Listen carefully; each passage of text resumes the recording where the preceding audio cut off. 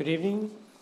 My name is Paul Hogan. I'm acting chair for tonight's meeting of the Growth Planning Committee. It's July 15th. I will start with introductions from Tom way over there. Tom Smith. Rob Wingle. Jane Evelyn. Liz Johnson. Ann Martin. Nadia Crockett-Current, support staff. Thank you. Welcome, everybody. I think we just have two items on the agenda. First is to approve the minutes of the last meeting, which was what, July 2nd? I read them, but I don't remember the date. It would be 14 days ago. Right. Oh, high finance. July 1st, was it? I guess it was July 1st. Any comments, suggestions, improvements on the minutes? They were very thorough. I move that we approve the minutes. Do I hear a second? I second. It was Ann on the second and Jane on the first. All in favor? Aye. Aye. Unanimous. Thank you very much. And we're going to continue on the review of the proposed changes to the ordinance that would be up for the November ballot. Yes. Were there any changes to content since the last meeting? Or are we still? I made some quick edits based on like grammatical changes. Okay. And I added a purpose section for agritourism. I saw a comment from Dan Okay. pointing out that our other standards have those, so I can show you those. I'll bring them up. And I went through and responded to the comments that I saw from committee members in the document, so we can go over those as well. That would be great. Thank you. What's the section number, new section number for the agritourism? Let's see. I can never find it, and when I search it, it doesn't come up for some reason. When I Maybe searched- because it's not a permanent change. Oh, could be.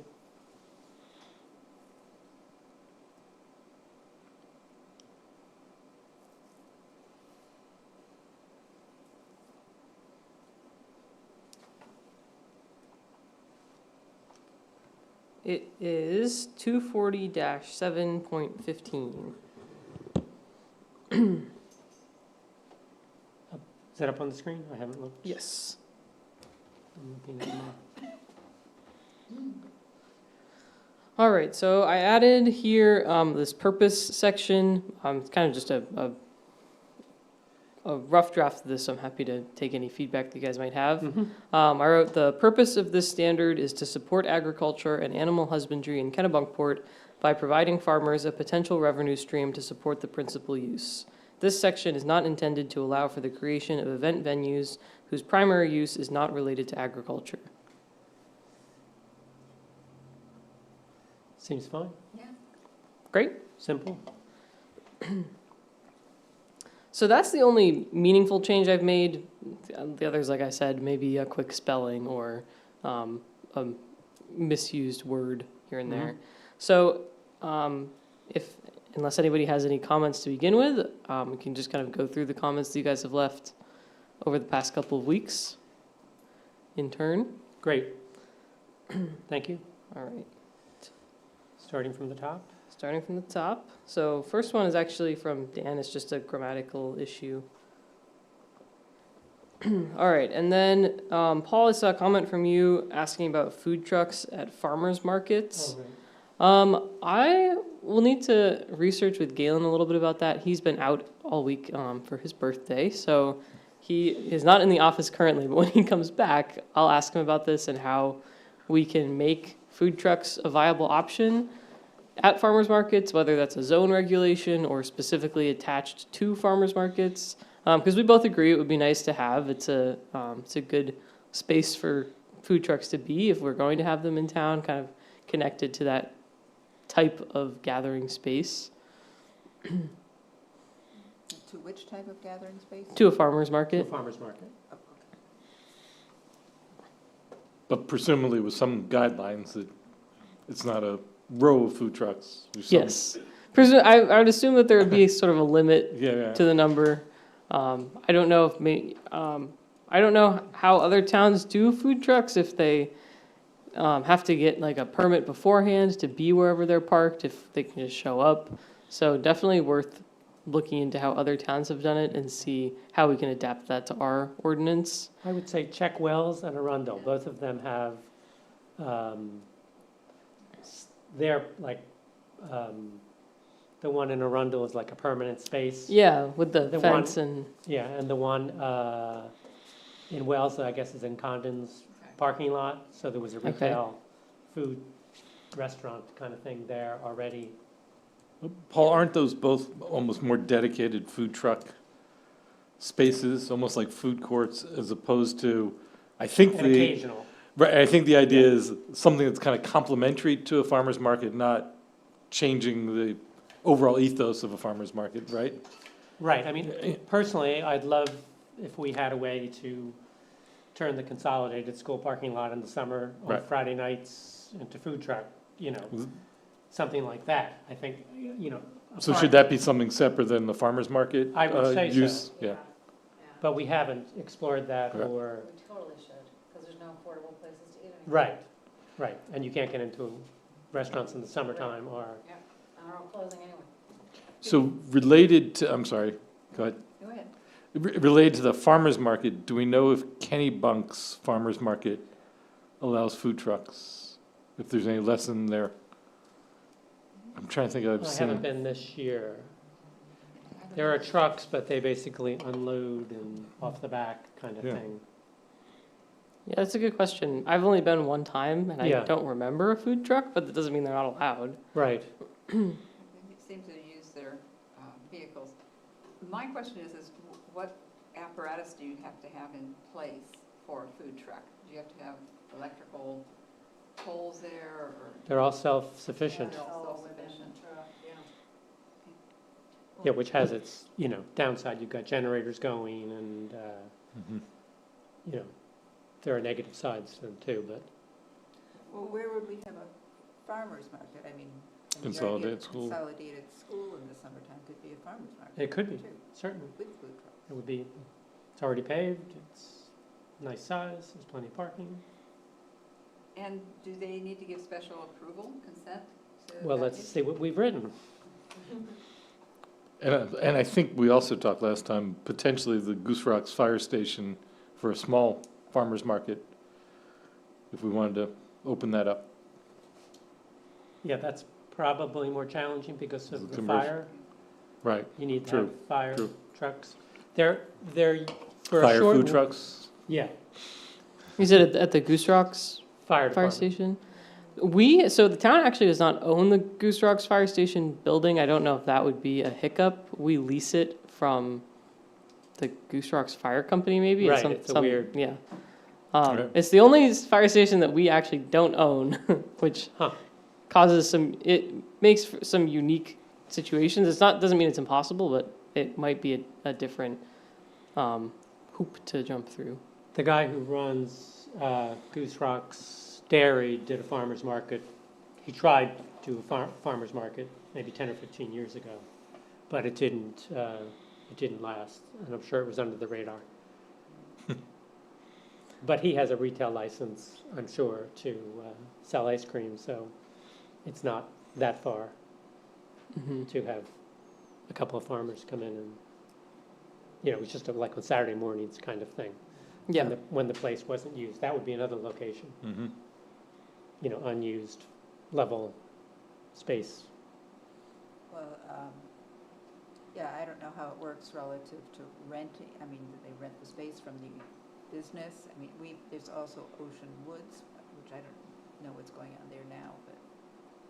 Well, he was just trying to bring people into, he had a breakfast business too, so I think he was just trying to bring traffic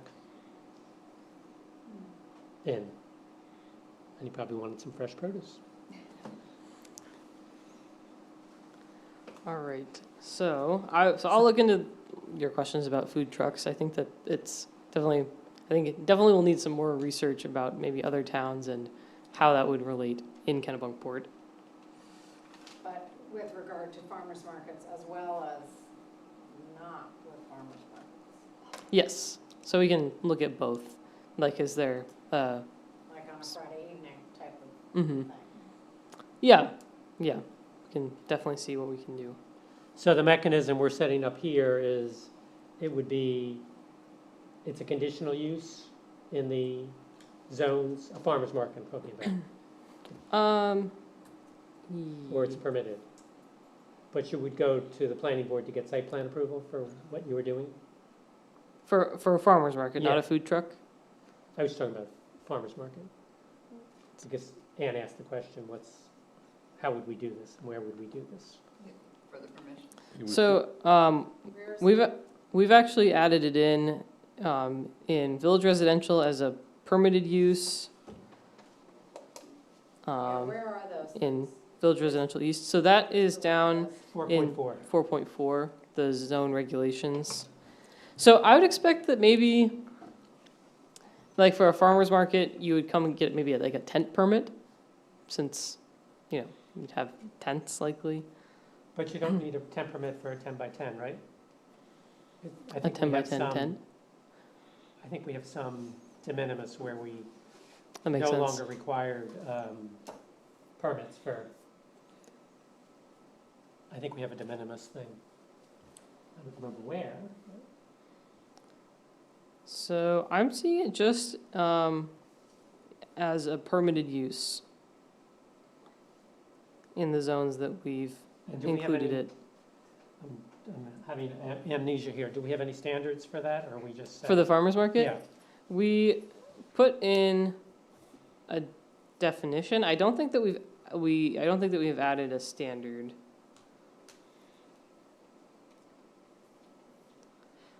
So we have this definition: a gathering of vendors who are engaged in the growing or production of farm produce for the purpose of retail sale for their produce to the public.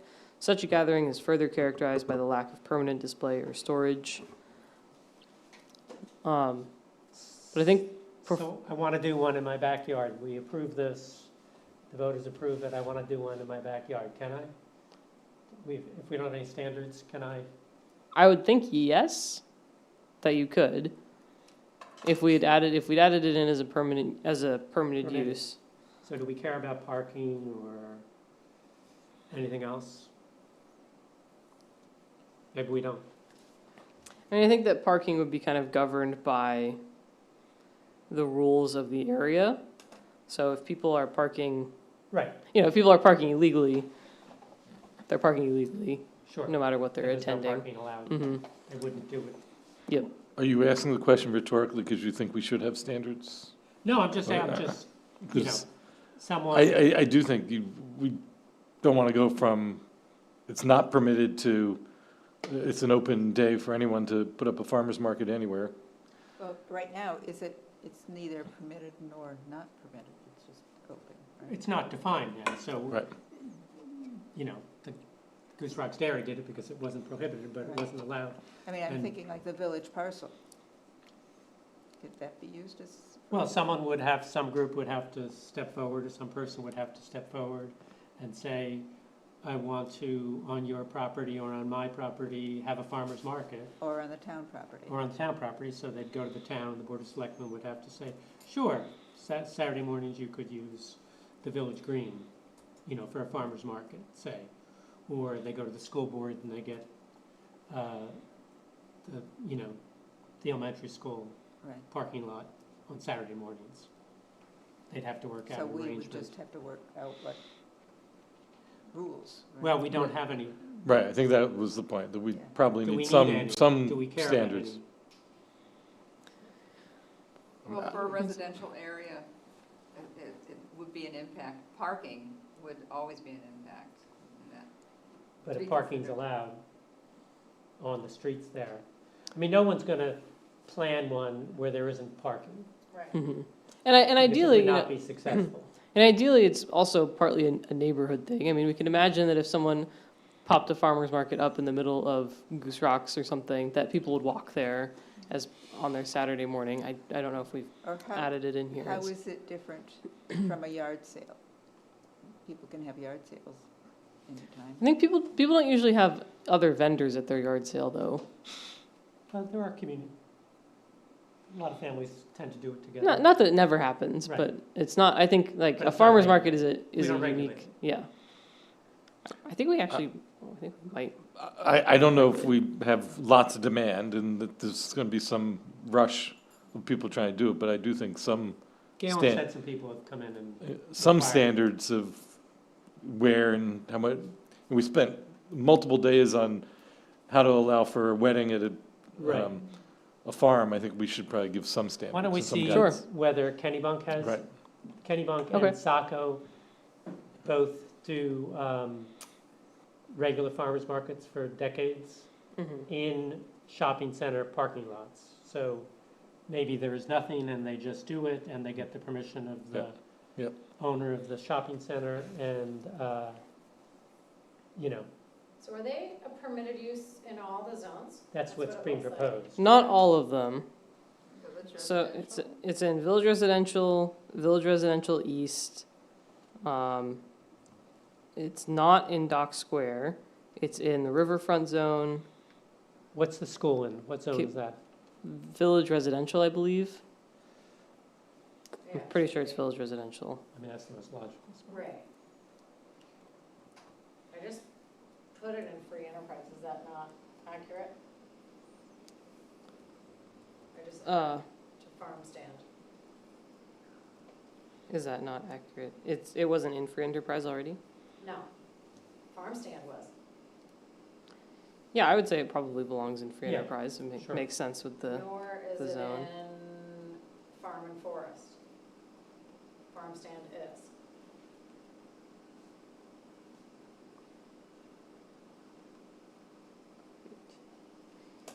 yes, the consolidated school is in Village Residential. Thanks. Cape Arundel. Yeah, I- I mean, that's the we only actually- we- place that it would make sense, or like here, this parking lot. Also, this is also in Village Residential. Right. So it would be permitted by the zone to be there. I think that, I heard Jane mention the village parcel, also in village residential. So definitely the places where we have parking available, it is available. It's not in Goose Rocks. I think that, again, we're kind of butting up against that, commercial activity prohibition. Right. I'd like to go Uh. back to discussion about things like restrooms and so forth that was raised before. I have a bit difficulty connecting the dots between, let's say, farmers markets, which I think is probably a tool to help, for the town to help small farmers sustain their industry, okay? And then having things like food courts and restrooms and so forth would be necessary for large groups of people who want to spend some time there and shop and so forth and so on. We talk about extending that to other enterprises, like for instance, having maybe a crafts fair. Is that the same, are we viewing craft fairs and so forth the same as farmers markets, trying to, you know, maybe stimulate or sustain the craft industry if it exists in Kennebunkport?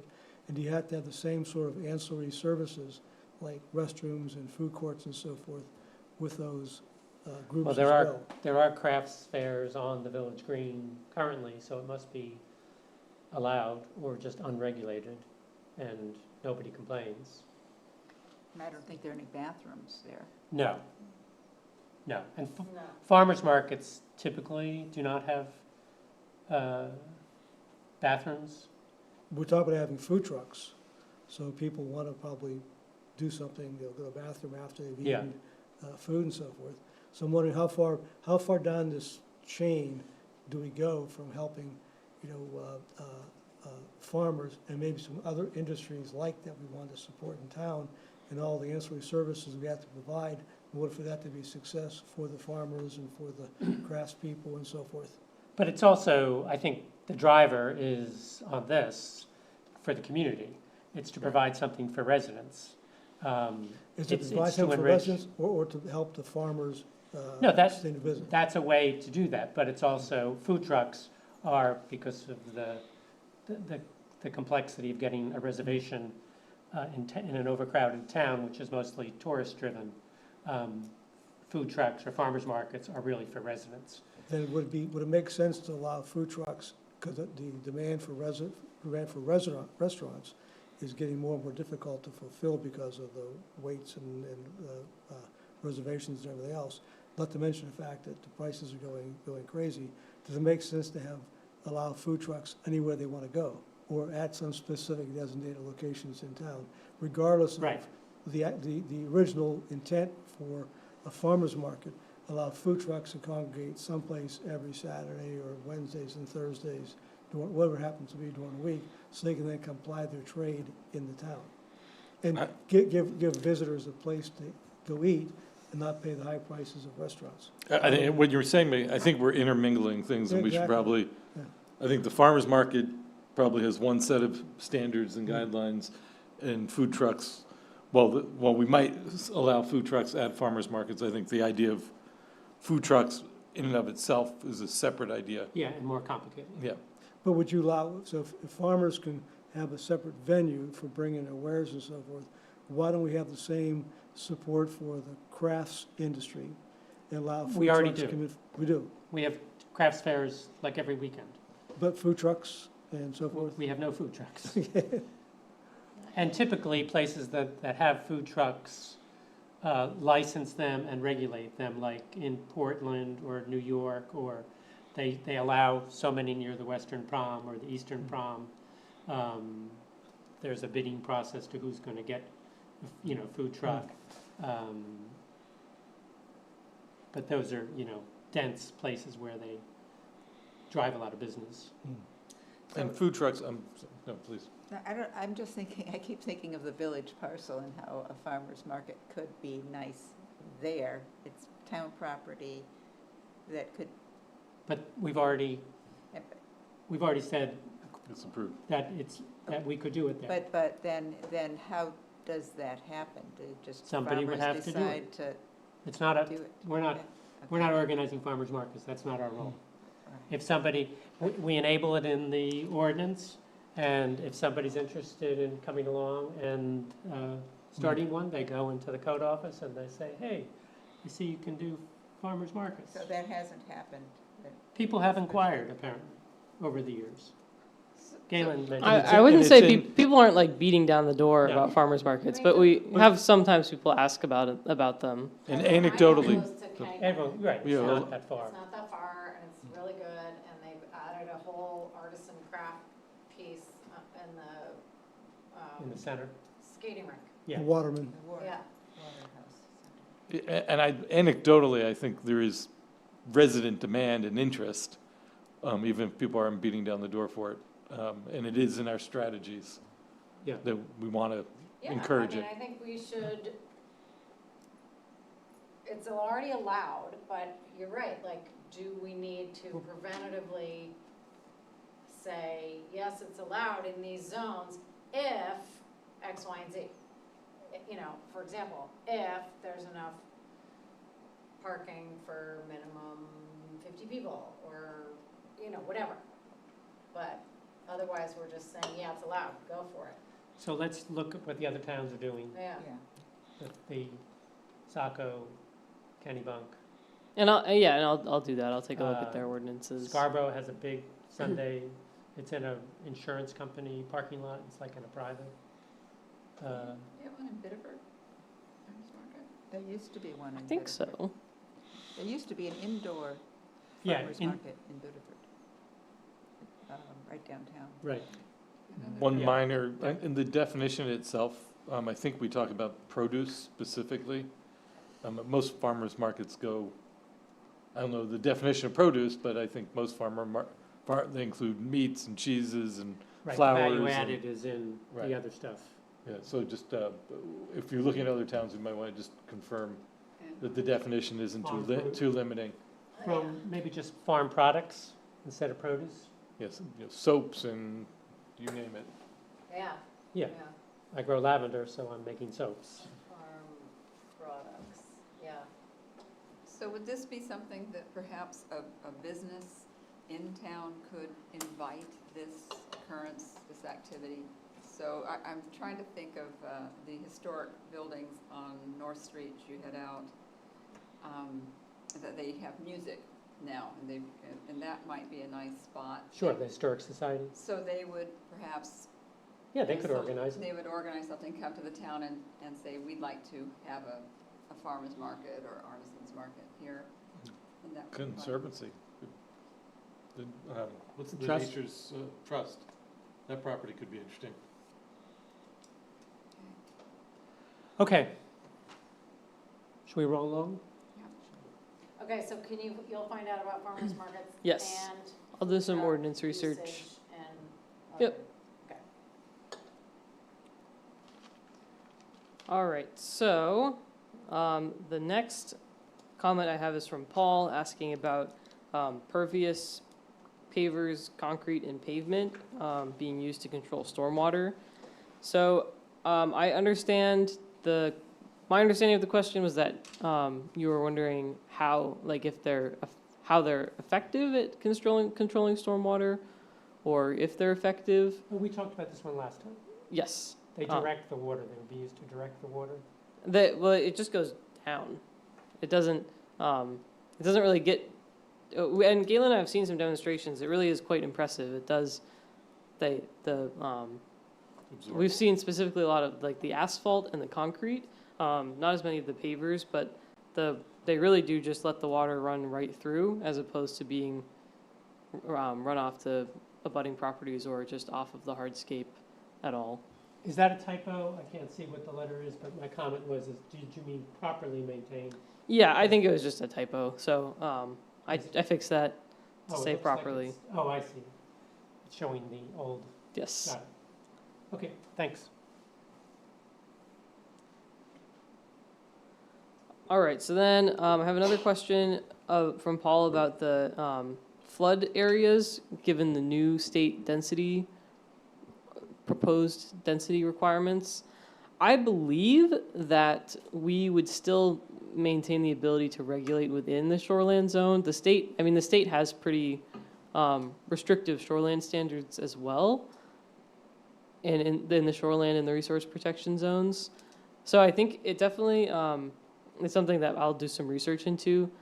I did not have time to do it this week, but I will do some research into that and see what Galen and I can come up with regarding our resource protection in shoreland zones. But my inclination would be that we would still be able to do some regulation there above and beyond the new proposed density requirements. In the information that we have on maps, would we be able to see where the shoreland zones fall? Yeah, and I can show you that. So on our GIS map here, these are our layers. They're very helpful. We use them all the time in the office.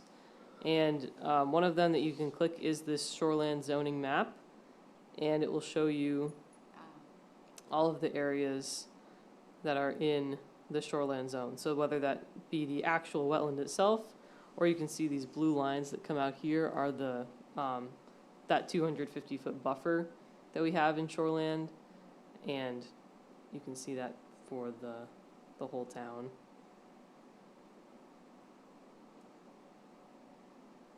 And then we also do have, under the state data tab, you can see the FEMA hosted data, and it will show you the floodplain information. And is that language part of the shoreline protection?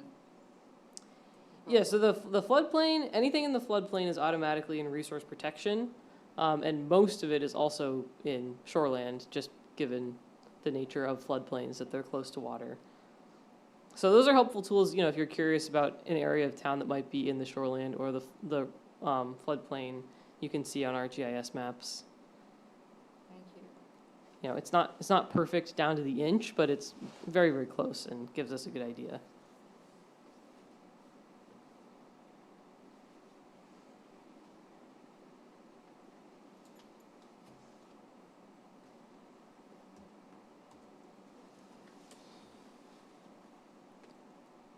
I saw this note about agritourism being both a permitted use and a conditional use. I think that was just a typing error, so I took it out as a permitted use.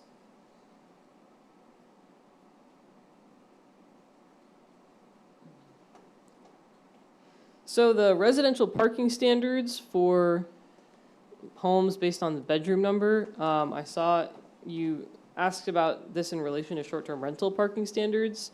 We don't have a specific number of parking spaces that we require, but we require people to submit a parking plan, and if we hear that people are parking outside of that designated parking plan, we consider that a violation Okay. of the ordinance. So if you have a 10-bedroom house, but you give us a parking plan with one parking space, you can only park one car. Right. Or your guests can only park one car. We don't regulate people in their personal lives, what they can park. But, so if you only have a little bit of parking, that's between you and your guests to Yeah, I to didn't manage. remember whether we had. Yep. Well, I mean, it's not really an issue for most people. Most big houses have a big driveway to go with them, and so there's lots of parking. But yes, we don't have a minimum amount. Just all the parking has to be off street, Right. and we need a specific plan showing how many cars are allowed to be there.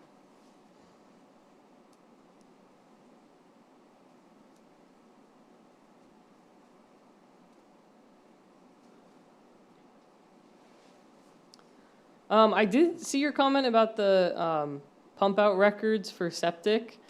I am not really sure. That's something I'll talk to Galen about. I'm not really sure where that would fall in terms of our like ability to regulate or require people to like automatically document with us. But certainly it's something I can look into and see what our options are there. I can see your point in the value in having record with the town.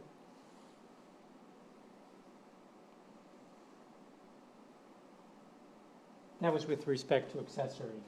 Yes, to There's ADUs. a requirement that says if you have an accessory, you have to provide pump out records every 2 years if requested, but my perspective is if we require that, they should turn in a piece of paper. Because otherwise, we'll never ask.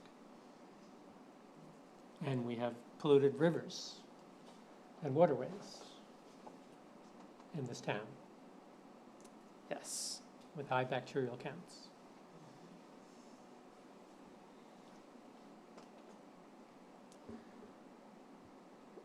Okay, and then your point, Paul, about having a limited number of agritourism permits, for lack of a better word, allowed, is something that something that I'll look into. I noted this in my comment in response, but I don't think that we have. Let me explain what I proposed, Sure. because I'm sure everybody hasn't read this. So my proposal is, because of concern about unintended consequences and faux farms, and us wanting to help existing farms, and Galen told us early on we couldn't discriminate. We couldn't say, oh, this is only for existing farms. 5 years from now, somebody comes along. And so my suggestion is we do exactly what the town did for short-term rentals. That is, if you were a farmer, then you have the right to take advantage of this. And we say, for 2 years, the only people who can take advantage of this are the existing farms.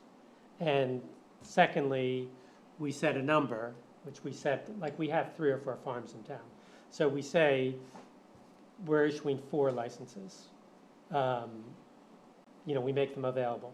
The same way the town said, well, let's see how many short-term rentals are out there, and then we'll set a limit every year. Annually, we'll review it, they come up with a formula, and that's how they decided how many short-term rentals. It's in the discretion of the Board of Selectmen. So my proposal is that since that's legal, we do exactly the same structure for agritourism. That we encourage it for the existing farms, and 2 years from now, we'll see if anyone has applied for, is anyone doing it? Is anyone wanting to do it who can't do it? And then we decide what the number is. So my only concern here is that it is a conditional use, which means that they have to go to planning board. Right, And I think that gets a little bit challenging. Like, do we have people, if they apply, do they go to planning board and get approved by planning board, but then have to wait until we have a permit available? Do they apply and then have to go, Yep. whenever we have one available, go through planning board? I think it's just a little bit more complicated. Across the board, we allow short-term rental at any home that is a single family. We limit the number that we give out each year. Right, that's But it's exactly not, what I'm but it's saying. not the same type of review as agritourism.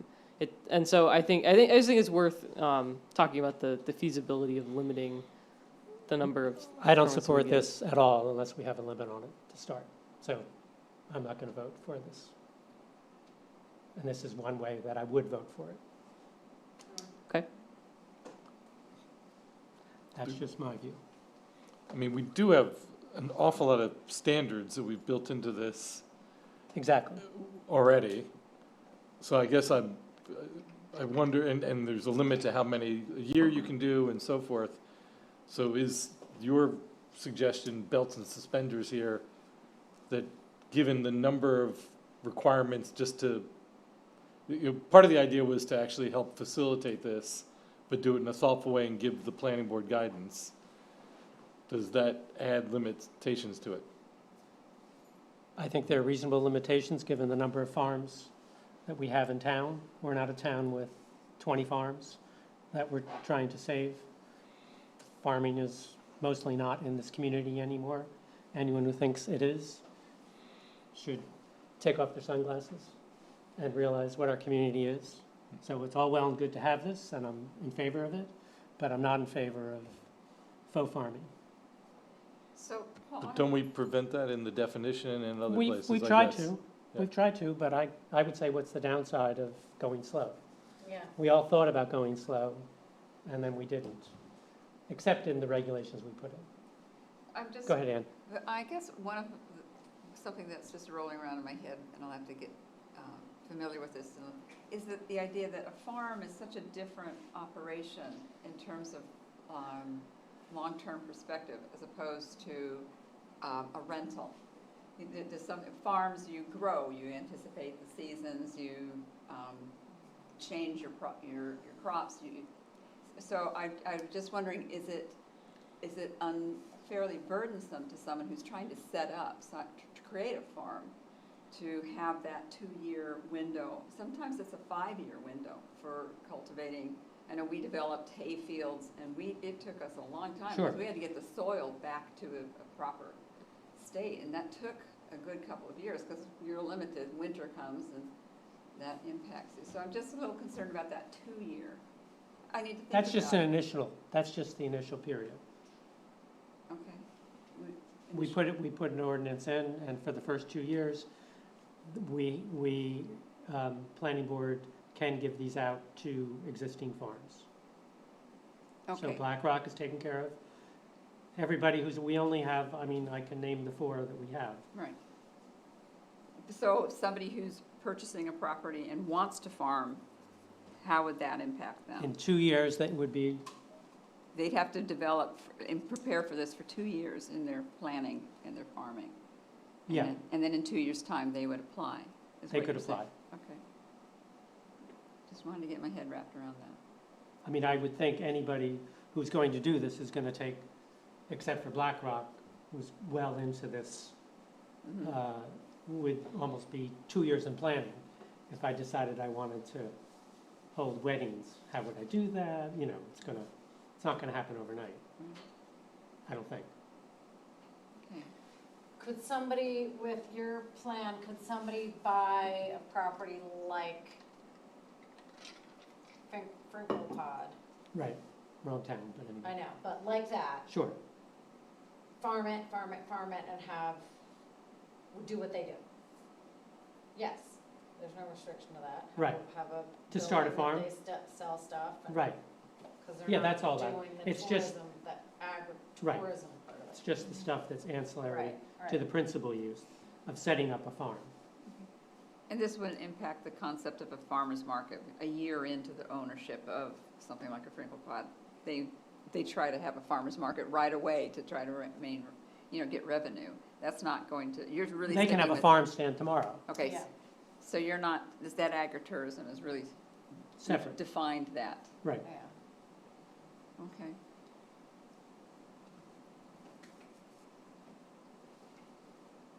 Yeah, I'm happy to look into it. What do others think? I agree with you.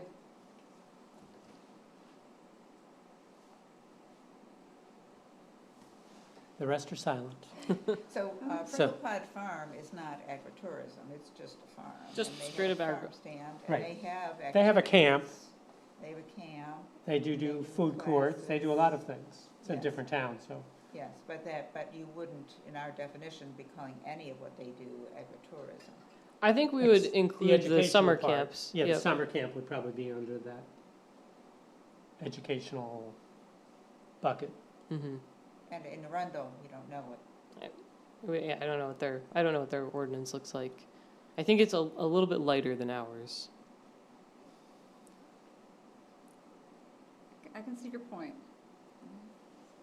It's, I don't want anything to become burdensome, but as I see, since you're really restricting it to agritourism, I don't see it becoming burdensome to farming. Right. That would concern me. Just gives you your ability to enhance your revenue by doing something else. Okay.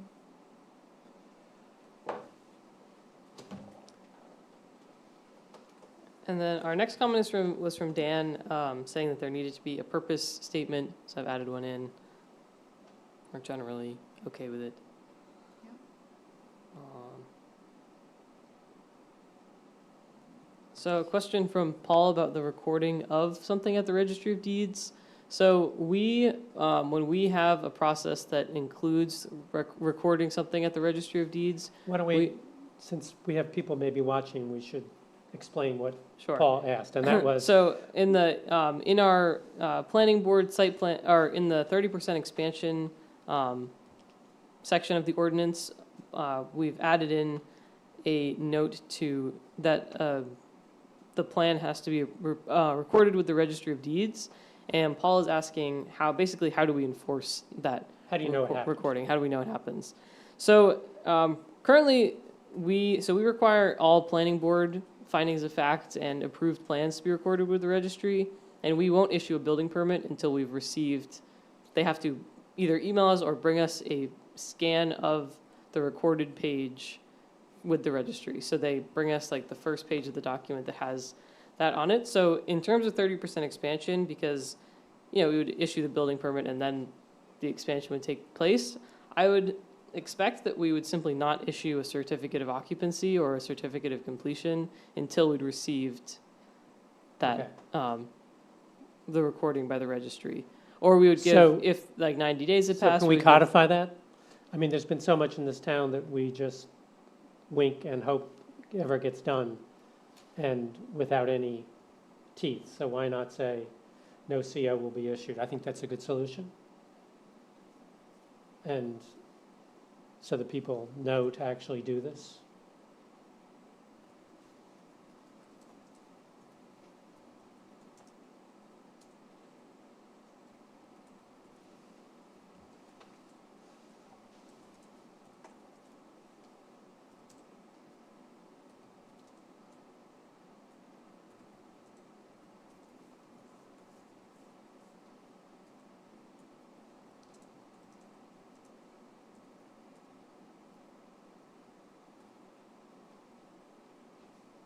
And I'll can clean that up a little bit and check how we word it in other places. Okay. as Can I well. ask a question about the 30% expansion? Sure. I have a lot, I build a house, I completely max out. I do this in 2020. Build a nice house. Can I come in 5 years later? And I'm No. The 30% expansion is only for an existing structure as of January 1st, 1989. So basically, similarly to how a lot of record, if you split off a lot that's too small to build on in 2020, we're never going to let you build on it.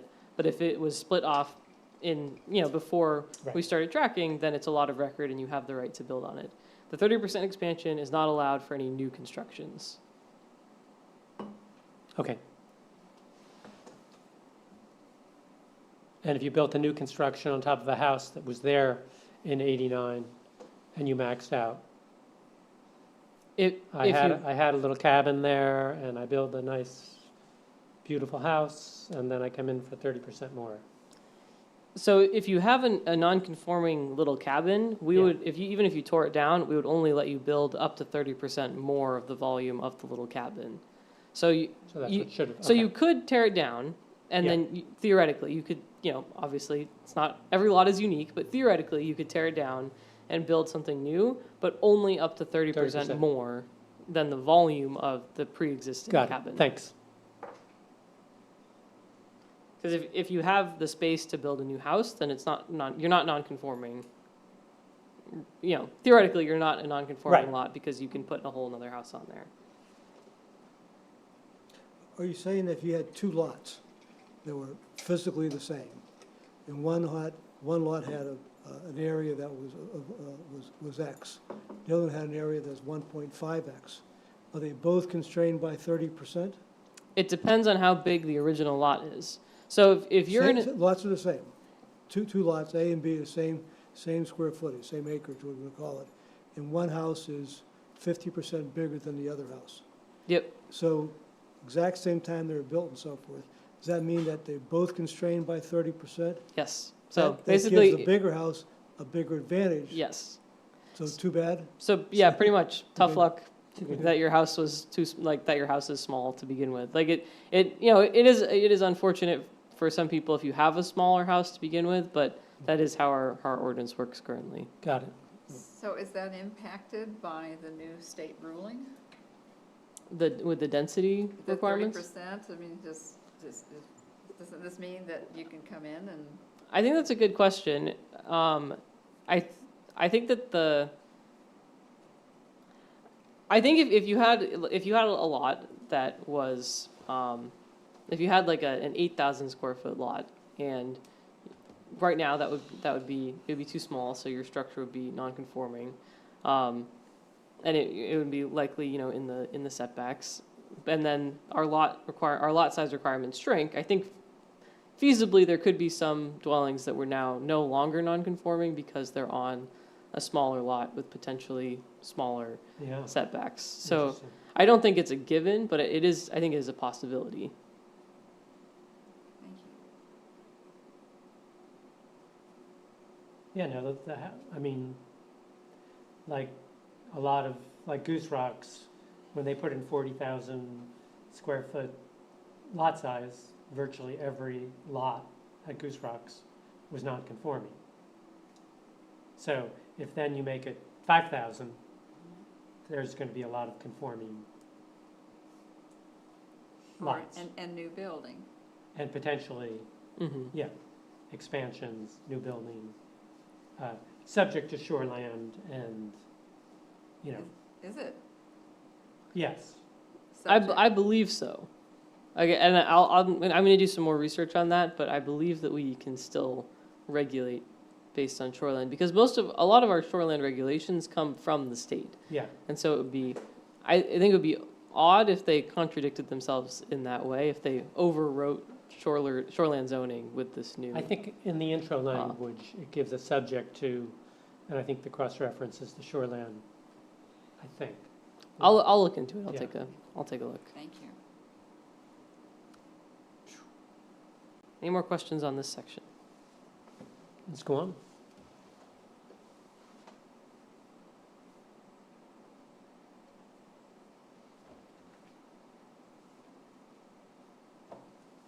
So I didn't respond to this one.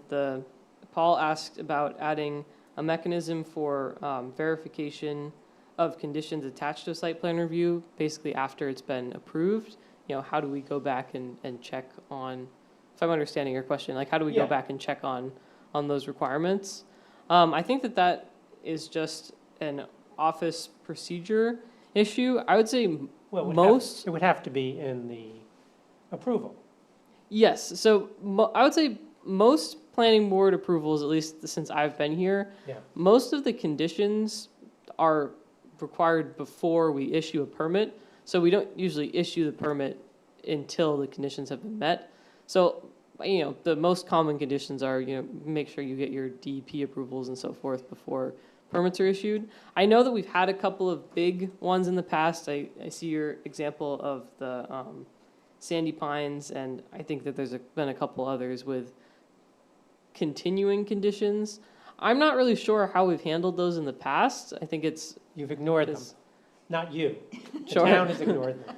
so I think it's something worth looking into, our own process and how we manage that. I don't know. I mean, I think Where- it's ultimately up to the planning board. They're the ones who put the conditions in place. So what do the conditions say? Mhm. This one at Sandy Pine is you shall never use, you're only allowed to use organic pest control because it's in the marsh. It's next to Rachel Carson. Only use, no synthetic sprays, Mhm. and they agree to it. But who knows what they're doing? Right, no, I think you're right. Yeah, so I'm happy to look into that. What we have as an avenue for that. I think I saw something about like an affidavit or something in here. Yeah, So- you would attest. The owner Mhm. would send you a thing every year that says, I'm abiding by section 4.2 of the approval, and it could be as simple as that. Mhm. Yeah, I'll talk to Galen about that and Great. see what our options are.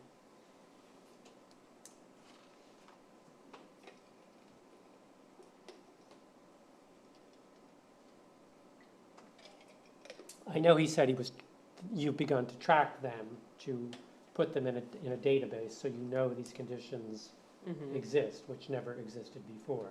They were just lost in a file Mhm. forever. Yeah.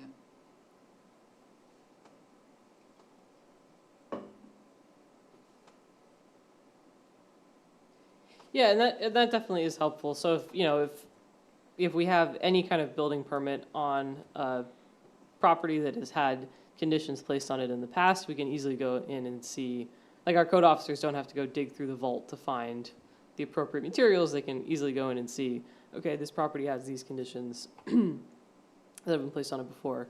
So, but I think that there's still work for us to do to make Yeah, that no, I process understand. more effective.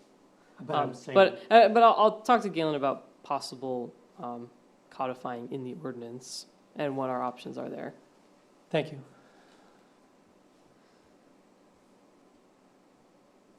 All right, and then the last comment that I have from a committee member is regarding the proposed changes that we've put into the minimum lot area tables regarding density.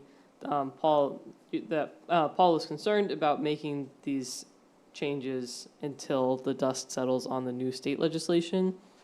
I think that's very understandable. And I'm saying, this is a huge planning change, so what's the impact of Yeah. it on police, on sewer, on fire, Mm-hmm. on everything? You just don't go and, go from 40,000 to 10,000 and not know what the impact is on the town. Yeah, I mean, So- it goes against everything. Even though the in state's our- mandating it, but it seems to me Mhm. we have 2 years to study this and to see what the impact is gonna be. If we're forced to do it, we're forced to do it. And but- right here in right at the beginning of this document we're looking at, under purpose, 241.2, 1/3 of the way through that first paragraph, to prevent overcrowding of real estate, to lessen congestion in the streets. Yeah, so I think that my response would be, so we haven't changed the density in all the zones. And the zones that we have proposed changes to the density in are zones where this kind of is already what lots look like. So your village residential zone, a huge quantity of the lots are under 40,000 square feet already. Same with like Dock Square. All of these zones have very tiny lots just because they're the first developed zones of Kennebunkport when people were just doing whatever they wanted, and the lots are already quite small. So what we're seeing as a trend in our office is that a lot of development is being pushed out into the rural areas of town, which is not something we want to encourage. We want to encourage people are going to keep building here. We want to encourage them to build in our growth areas where we have public services, where we have sewer capacity, and we have more infrastructure out here. The land is already pretty developed, so we're not impacting as much our aquifers and our wetlands that are out there in the rural zone. So this is really just to encourage growth to move back into our growth area where we would like it to be. We still have our growth permits, so growth is slowed by our own mechanisms in town. We haven't increased the number of growth permits ever, I think. We've never used all of the growth permits that are currently allowed in the growth zone. So I don't foresee us experiencing a huge boom in development just because of these changes. We would still have those constraints that would prevent people. Anyone who builds on public sewer needs to get confirmation from the sewer department before we issue any permits that they can handle an additional house on their system. So basically that's is a full stop. If the sewer department says to us, no, we can't handle any more hookups, we say, okay, no more building permits. We can't have this happen. So I think that we have thought about the implications on the rest of the town, and basically have decided that we feel in the planning office that this is a beneficial move for Kennebunkport because it's moving development back to where it's intended to be. But now I can build a 5-family house on it. I can take a little old house that's been there forever on a lot downtown, and I can put what's my limit on a multiplex? So, I mean, we already do allow multiplexes in these areas. So, what do you mean, what's your limit on So, multiplex? I have a single-family house downtown. I can put up a 7-family You'd have to go to condo. planning board. What's that? You'd have to go to planning board.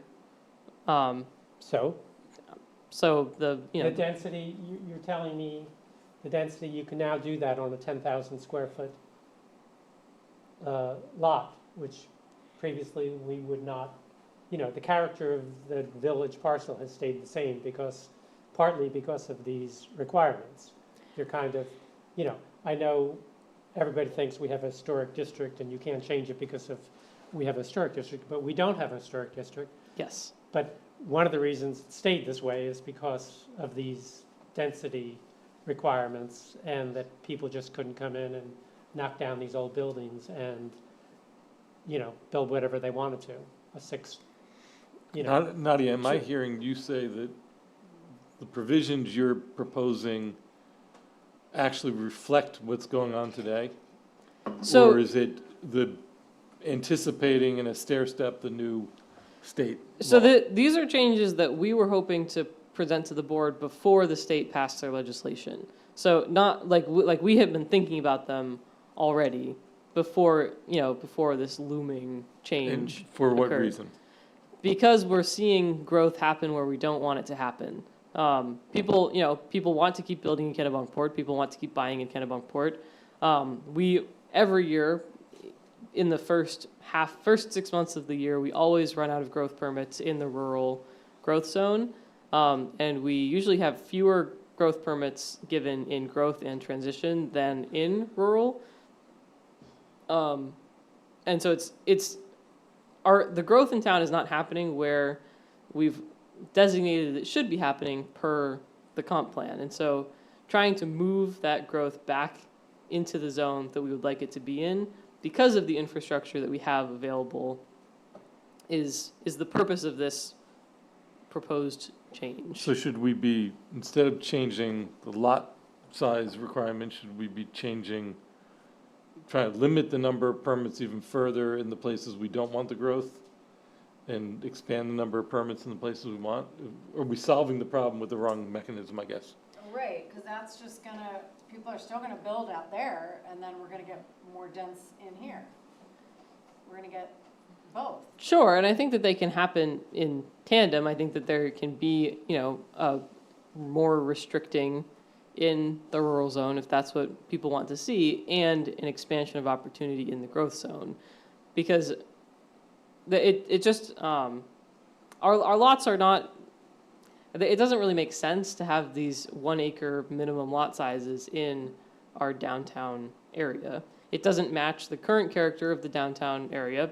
Most of the houses in, right around Dock Square and so forth are not on 1 acre lots. They're on pretty small and tight lots.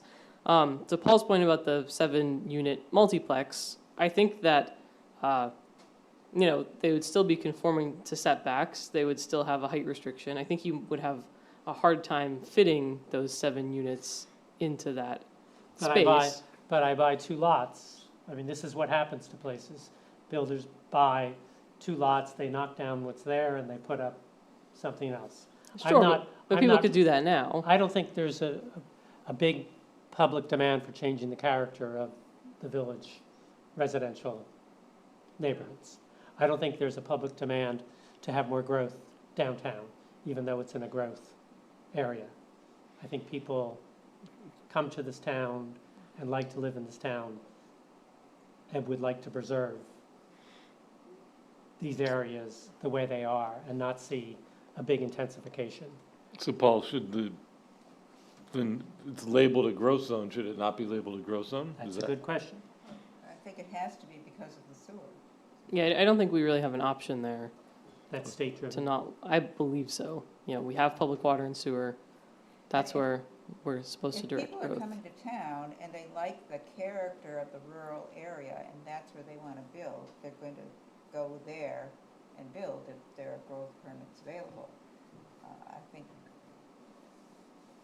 you know, people are not demanding to build more downtown. Well, because they can't. There's no space. Because the lot sizes are so restrictive that there's no real opportunity for growth in the growth zone.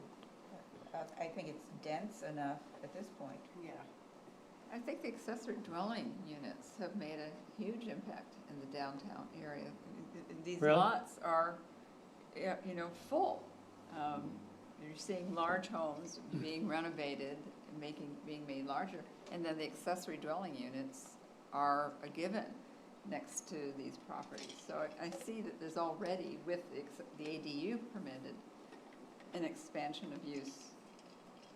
I mean, we're gonna have our gun to our head by the state, and that's a big gun Yes. in another year. I mean, look at downtown, look at Portland, every single street where there were small, one-family developers come in, build these big monsters, properties, 4 tall.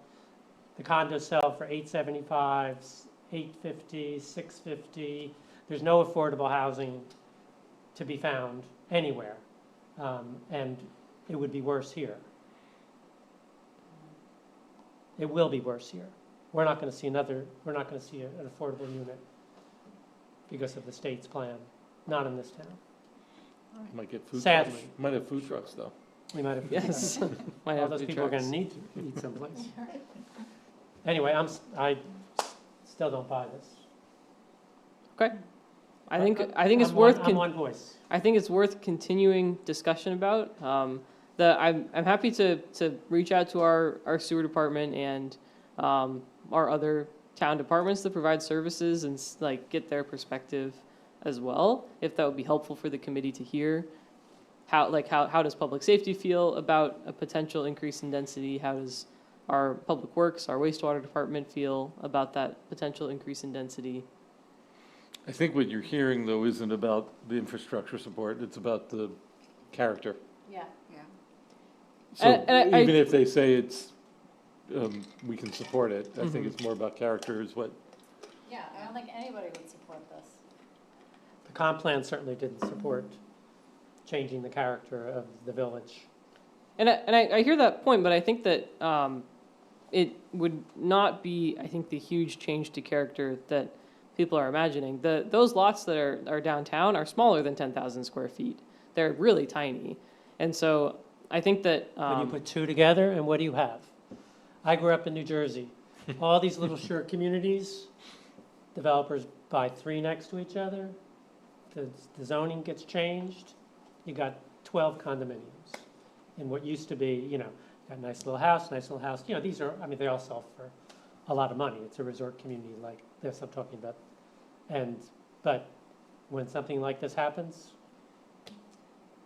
I don't think changing the lot sizes here is gonna encourage people or discourage people from building Yeah, I agree. It's a different market. I think that it, out there. I think that it gives us an opportunity to restrict building out there and say, we're not, we're not restricting development as a whole, we're creating opportunity in a place that we would prefer to see growth.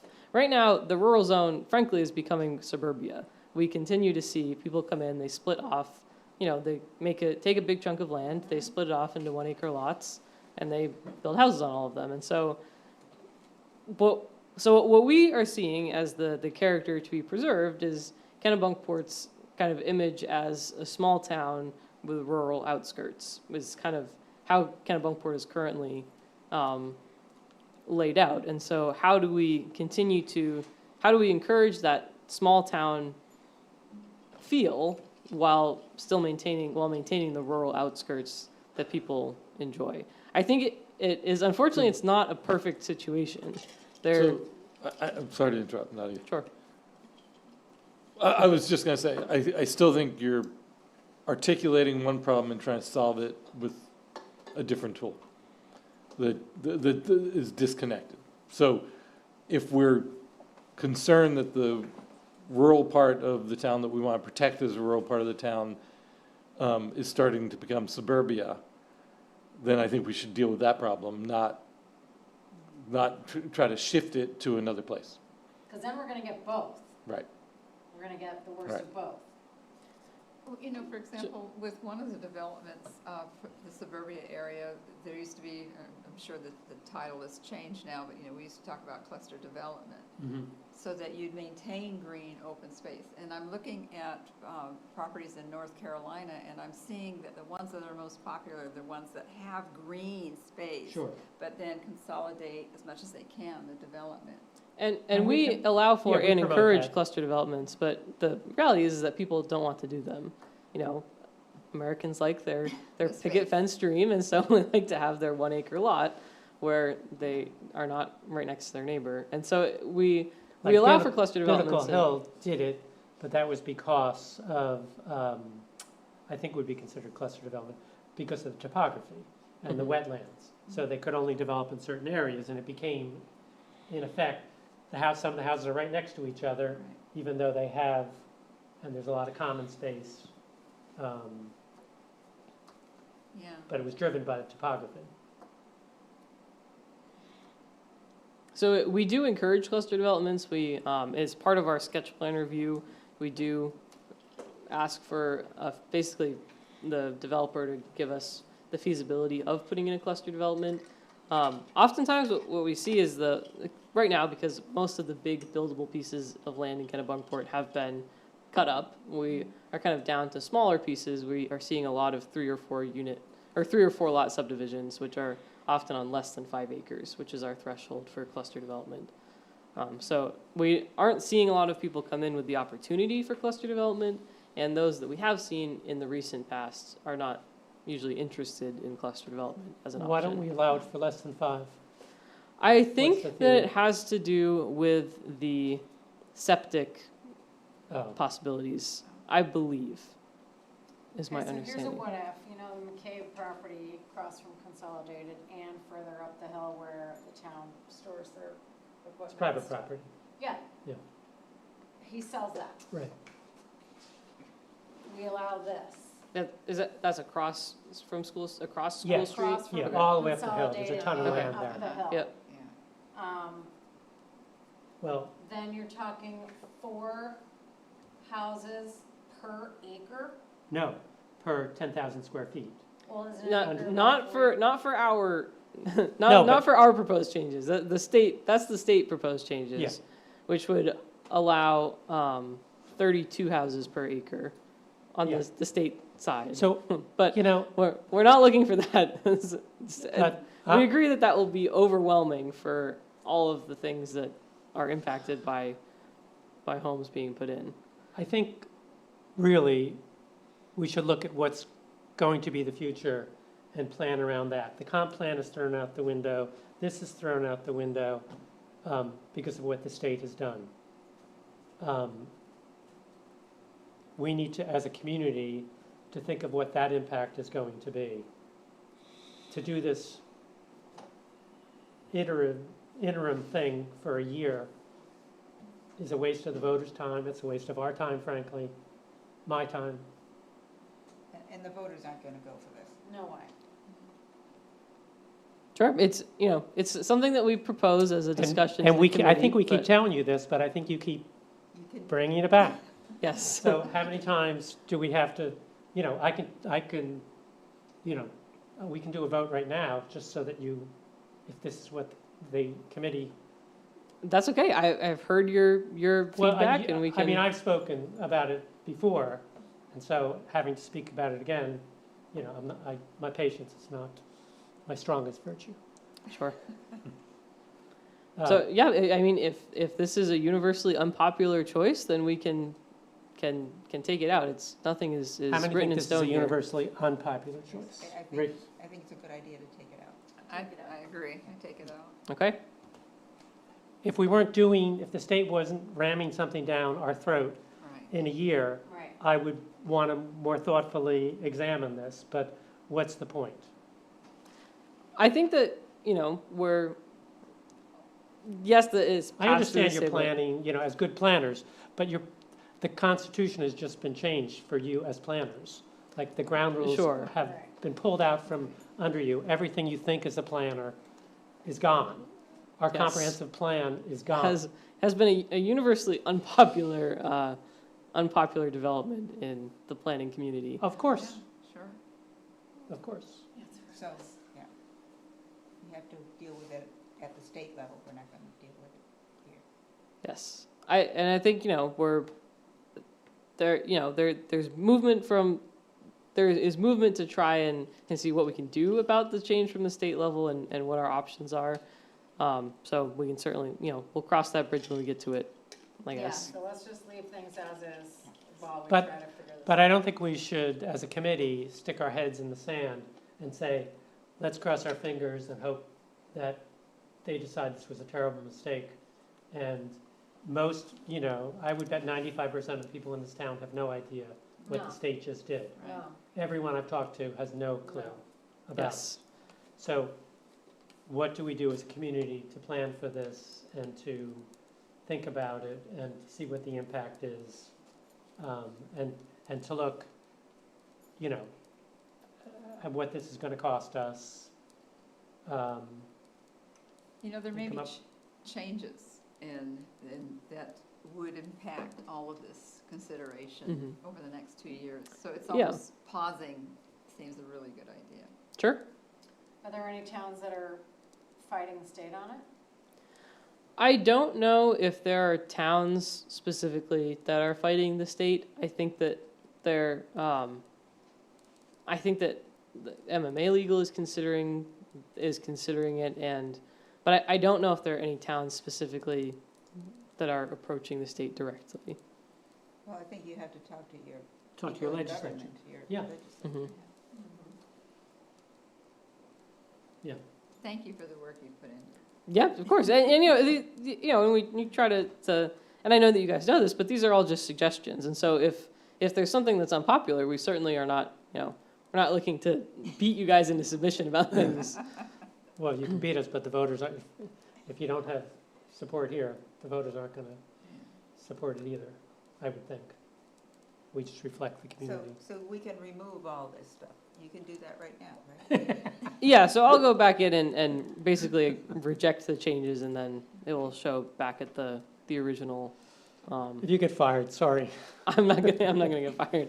I'm well past my 6-month probationary period, so they need a much better reason to fire me. Excellent. So that's the last comment that I have from any of the committee members. Okay.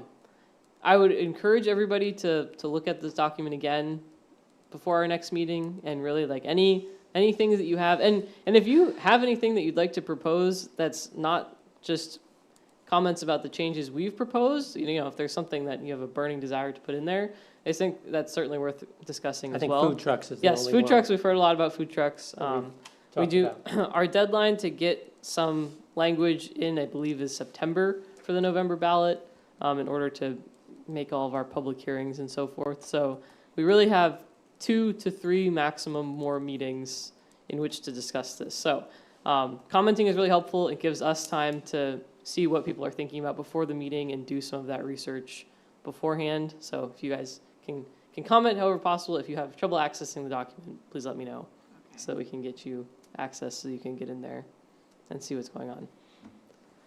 Arundel does have, I just searched them and they have a whole process for Okay. how to apply for a food truck, conditional use permit, et cetera. There's a nice procedure set out. Yeah, I'll certainly look into it and see what we have. All right, can I have a motion that we adjourn? But quickly, one Oops, sorry. point of other business. We do have a new person taking our minutes. So Lynn, if you want to come introduce yourself. What a meeting to have to do.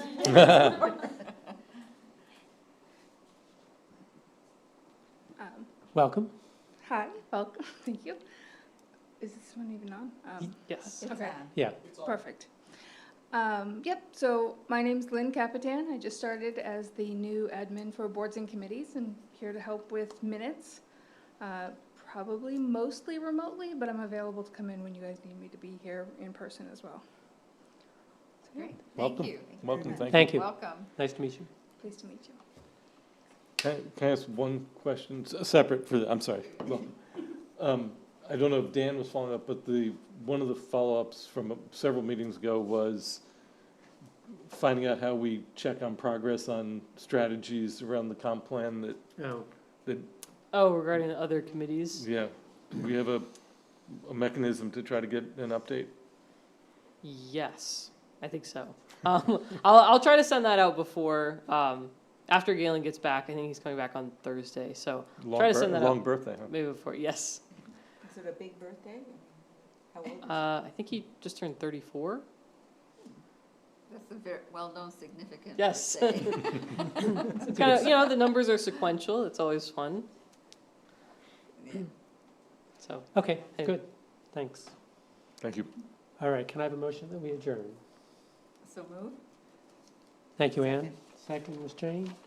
All in favor? Aye. Aye, it was unanimous. Thank you all. Thank you. Thank,